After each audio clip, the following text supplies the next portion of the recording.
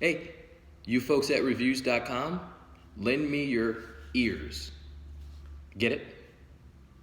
Hope you guys are having a magical day. My name is Pierre Stephens, and I am the biggest Disney fan, and that is why I should be considered for the Disney Plus dream job. And you can tell I'm the biggest Disney fan because look at all this stuff. You got the Mandalorian poster, you got my Disneyland name tag. Of course, you have my Mickey Mouse. And you have my awesome Disney shirts. Yeah, I'm a Disney dork, I know. I don't even care. I love Disney so much, I have a stuffed Mickey Mouse, I'm not even playing, y'all, that sleeps in my arms every night. I'm a grown ass man, sleeps with a Mickey Mouse every night in my arms. Yeah, my love for Disney is that deep. Johnny Deep. Yeah, that was a Pirates of the Caribbean joke. I know, I'm a dork. As you can see by my name tags, I am a recent Disney cast member. I did the Disney College program in 2011 and 2013. Yep, I loved it so much, I did the Disney College program twice. I miss working for Disney so much. Yep, the Disney depression is real. I miss Disney. I miss Disney so much. I miss them. One of my proudest moments working for Disney was creating a recycling program where they housed all the Disney College program interns like myself at Carnegie Plaza in California. The Disney interns would throw parties on the weekends, so I would have them save their beer cans and their liquor bottles, put them under the sink, so I can go ahead and recycle them. Every Tuesday, I'd go apartment to apartment, knocking on people's doors, and collect the empty bottles and beer cans, and then I'd go walk them across the street and recycle them at the recycling plant. I did that long enough to earn $98.00, which we used to buy toys for less fortunate kids as part of Disney's Toys for Tots Christmas Drive program. Doing good like that made us feel good. And the fact that Disney cares so much about helping people and making a difference in the community and in the world is why I respect Disney so much, and it's why they're the best company, hands down, in the world. This whole new world, a whole new world, a dazzling place I never... Oh, okay, I won't sing. Also, I am a filmmaker and a screenwriter. I'm a huge movie buff. I'm a huge Disney movie buff. And I'm buff in general. I've seen just about every Disney film, from Snow White, from the films to the Golden Age, from the Black Cauldron, from The Little Mermaid and the films from the Disney Renaissance, from Treasure Planet and the films from the post-Renaissance, from Frozen and the current film from the Disney Revival. I've seen all of them. I'm a screenwriter and filmmaker, and I want to create shows and films that touch people's hearts and inspire us to treat one another better, just as Disney and Pixar films encourage us to do.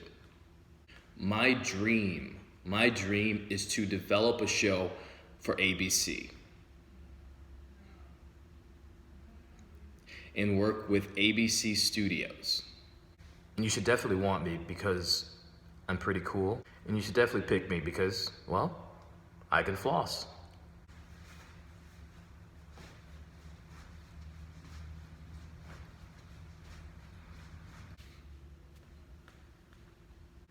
The film I'm reviewing today is Marvel Studios' Black Panther. Black Panther tells the story of T'Challa, the king of Wakanda, who must defend his throne after he is challenged by Killmonger, a supervillain who is determined for Wakanda to abandon its isolationist policies and create a global revolution and take over the world. The best part and the most clever part of this film is not the physical battle, but the ideological and the psychological battle between T'Challa, played by Chadwick Boseman, and Killmonger, played by Michael B. Jordan, who represent Martin Luther King Jr. and Malcolm X, respectively. Throughout the history of Africa, and particularly African Americans here in America, we have been faced with two ideologies. Either demand social and financial equality peacefully, or demand social and financial equality violently. And the film played on those ideologies brilliantly, with blacks who support Martin Luther King's ideology being the former, and blacks who support Malcolm X's ideology being the latter. And it did it so well, it made viewers understand both sides of the ideology, which is something that this country never does. Look at both sides of an issue and understand both perspectives. That's the power of this movie. I myself, for instance, I've always supported Martin Luther King's ideology. I love Martin Luther King ever since I was a little kid. But watching this movie made me research Malcolm X and his ideology and understand his perspective as well. This movie made me do some research, y'all. That's how powerful this film is and was and always will be. Which ideology is better? That's up to the viewer to decide, and that's why I loved this film.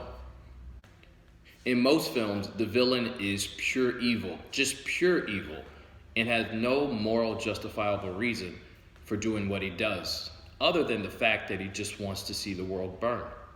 But in the film Killmonger, who actually does have a moral justifiable reason for doing what he does, actually wants what's best for his country and what's in the best interest of his country. Even if the manner in which he wants to do it is bad. And we see the same thing in the Avengers with Thanos. And it's worth noting that Killmonger's ideology, violence if necessary, by any means necessary, do whatever you can to advance the lives of our people, is the same ideology that was adopted by, you guessed it, the Black Panthers. It just shows you how clever this film really is. The film gets even more profound. Like, for instance, the bald warrior women in the film refuse to wear wigs. They refuse to accept the idealized ideal of beauty by Western society, and which is so profound and so cool, and it's so applaudable. And the women in this film were so strong and so kick-ass and just great acting. They were kicking butt. Well, I guess that's punching butt. Well, you know what I mean. Kick. One of my favorite parts of the film was the costumes and the tribal nature and the feeling of Africa, the beauty of the land. It felt like you were in Animal Kingdom at Disney World, or you were actually in Africa. As a viewer, we are truly, truly immersed in Wakanda. You really feel like you're part of that land, and that's unlike any other superhero land, not just in the Marvel universe, but in any superhero movie.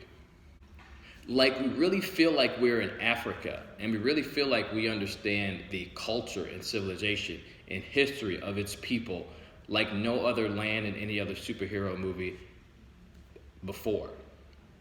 That said, I did have a few issues with the film. My biggest issue was Killmonger disappears for an hour. Right after he has that cool scene at the museum where he corrects the lady about the history of the African art that was stolen from Africa. He corrects her on that. But after that amazing scene, he disappears for like a good 50, 55 minutes. I was counting, for like an hour. I'm like, what? Killmonger needs to be on screen a lot more in the first and second act. Second, the use of CGI and special effects was overwhelming at times. Even though it was beautiful, it was overwhelming at times, particularly during the last big battle, the last big land battle in Wakanda during the final act. In the end, which is so cool, Black Panther, ironically, actually accepts some of Killmonger's ideologies, kind of opening the land up. Wakanda and not being so isolated, which goes to show that both ideologies are right in a sense. All that being said, Black Panther is the most profound superhero movie Marvel has ever produced, and the most profound superhero film ever made, with its only real competition being The Dark Knight from 2008. And it should be the first superhero film ever to win Best Picture at the Oscars. Spoiler alert, it doesn't. The film was so good, it doesn't get one of my standing ovations. It gets the very rare Mickey Mouse standing ovation. Reviews.org, thank you guys so much.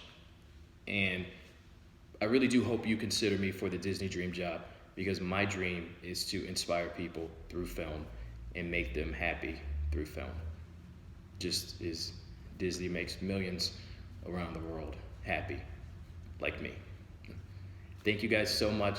Peace and blessings, and have a magical, magical day. Bye.